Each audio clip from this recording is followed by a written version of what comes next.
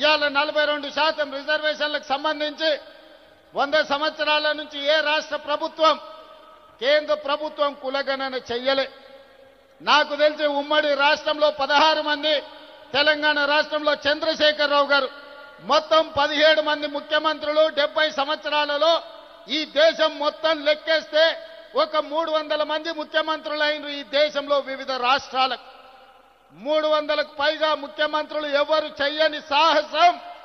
ఎవరు చెయ్యని కులగణన తెలంగాణ రాష్ట్రంలో నా మంత్రివర్గ సహచరులు,